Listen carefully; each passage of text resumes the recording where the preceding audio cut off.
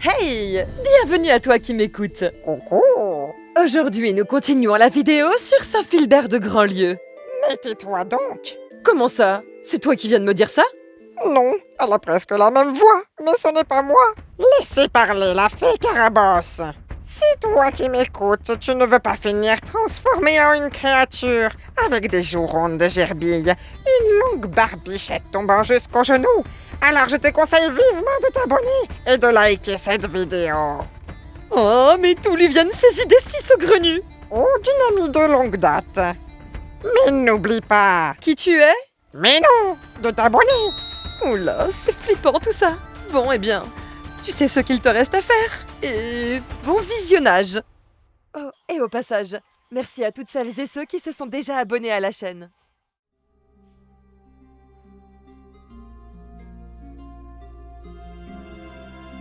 Bienvenue à toi qui m'écoutes. Coucou. Si tu aimes découvrir des lieux mélangeant histoire, folklore, surnaturel, racontés avec un grain de folie, alors bienvenue sur ma chaîne.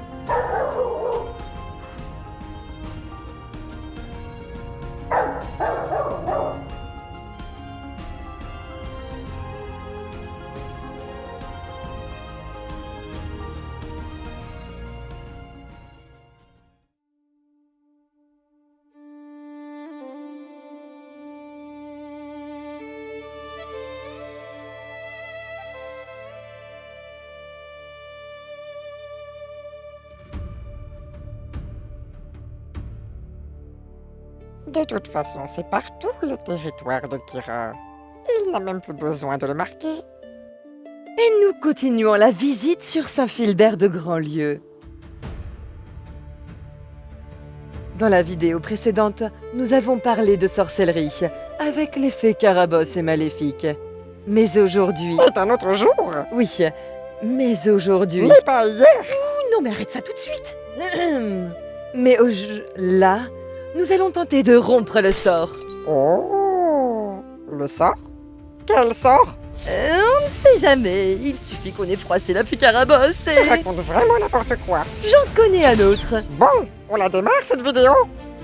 Cette fois-ci, je vais te conter les mystères qui entourent Saint-Philbert. C'est à l'abbatiale que tu aurais dû filmer pour ça. Oui, mais hélas, je n'avais pas l'autorisation. Donc on va profiter de cette jolie église et de ses quelques secrets. Oh, des secrets. Je vois que ça t'intéresse. Déjà, commençons par le commencement. Sais-tu que cette commune ne se nommait pas ainsi dès le début? Elle s'appelait Déas. C'est depuis l'histoire particulière d'un abbé qu'elle a changé son nom. Et cet abbé, tu le connais sûrement. Il se nomme Saint Philibert. Oh, mais oui, ils en parlent au Puy du Fou. Effectivement, mais on s'arrête là car on ne va pas spoiler. Oh. En revanche, laisse-moi t'en raconter davantage sur l'homme, ses miracles et les mystères qui l'entourent.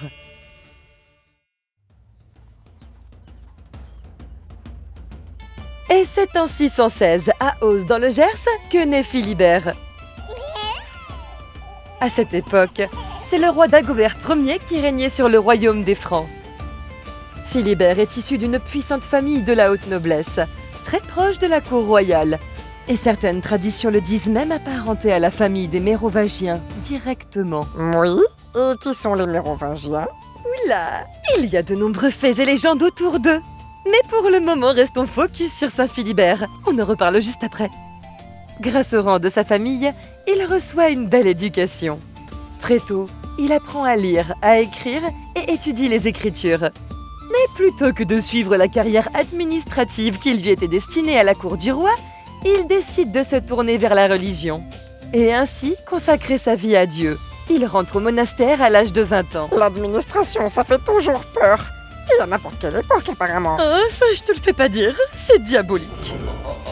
Bon, allez, je te la fais courte, mais après diverses péripéties et plusieurs séjours dans différentes abbayes, il décide de fonder la sienne, celle de Jumièges, en 654. L'endroit connaît un sacré succès. Mais Philibert rentre en conflit avec une personne puissante et est contraint de quitter le lieu. n'est en vain, mi pro-compagnon, car l'aventure n'a point dit son nom. Ça y est, elle a encore pété un plomb.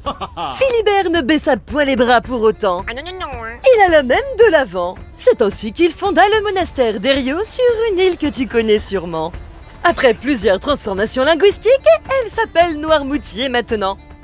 Puis, le 20 août 685 ou 690, Philibert décide qu'il est temps de quitter la Terre pour rejoindre la céleste sphère. C'est bien ce que je comprends. Effectivement. Sauf que Saint Philibert ne sera pas placé entre 4 planches de bois, mais dans un sarcophage. Un sarcophage, comme les Égyptiens. C'est bien cela. Et c'était courant à cette époque? Alors, pas vraiment. Enfin, disons que c'est surtout durant la période mérovingienne que l'on a découvert le plus de sarcophages. Mais ceux qui ont pu bénéficier de cette dernière demeure avaient un rang social plus élevé. La majorité de la population, elle, était enterrée de manière plus conventionnelle. Et faut dire que les sarcophages en pierre coûtaient cher, non seulement à tailler, mais à transporter. Oh, ça me fait penser au Saint Graal. Et ça, est-ce que c'est un sarcophage? Je ne pense pas. En tout cas, c'est bel et bien un coffre-fort. Si l'on se réfère aux travaux de Didier Qualac sur le décodage architectural, il se pourrait que ce soit un coffre qui renferme un trésor important ou des messages cachés. Des messages cachés? Des secrets sur l'origine de notre humanité ou sur l'existence de l'Atlantide.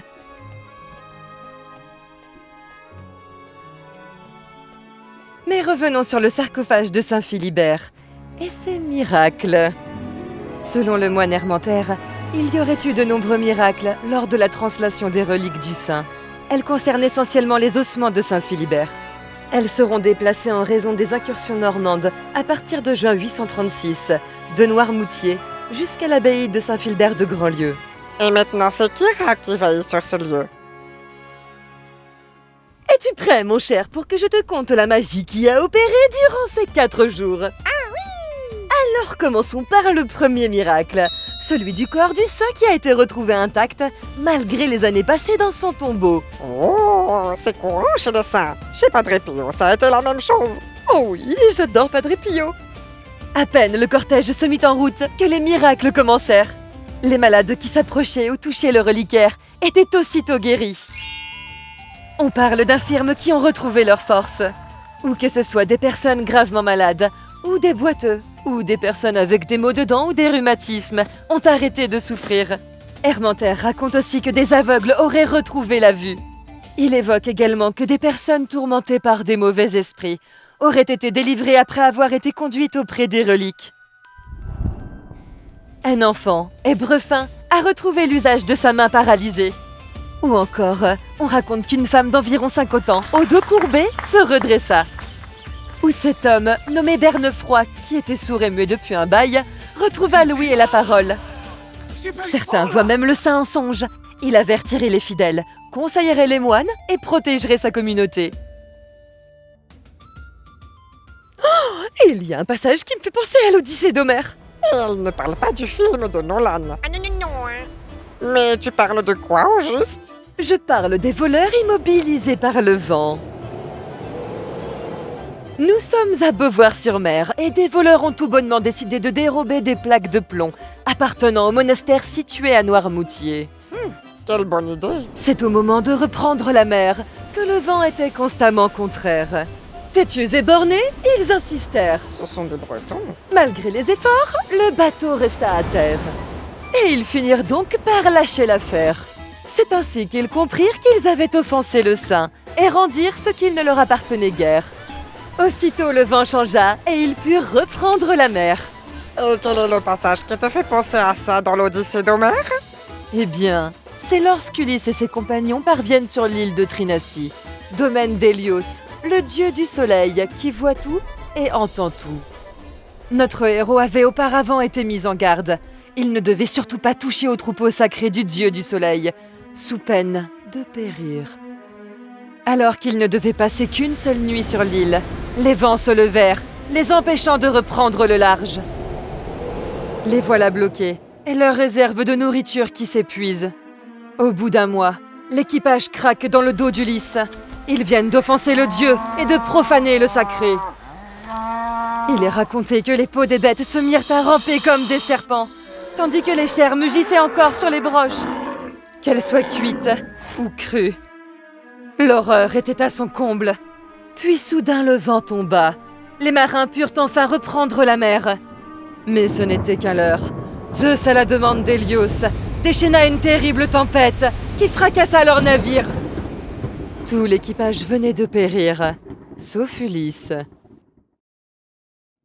Dans ces deux récits, on voit que le vent et la mer deviennent l'instrument de la volonté divine. Mais contrairement à Zeus, qui anéantit tout l'équipage d'Ulysse, Saint Philibert fait preuve de plus de miséricorde. Et quand on y pense, c'est très souvent la mer qui devient le théâtre de l'interaction entre les hommes et le sacré.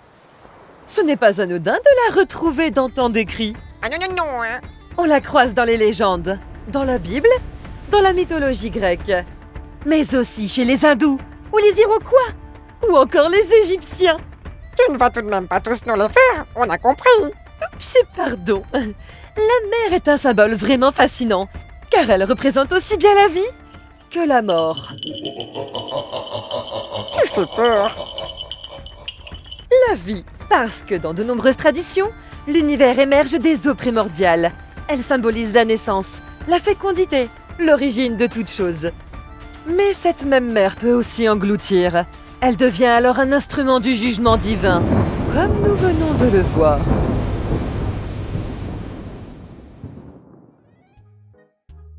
Et il y a encore une autre façon de la comprendre, comme un passage, un lieu de transformation profonde.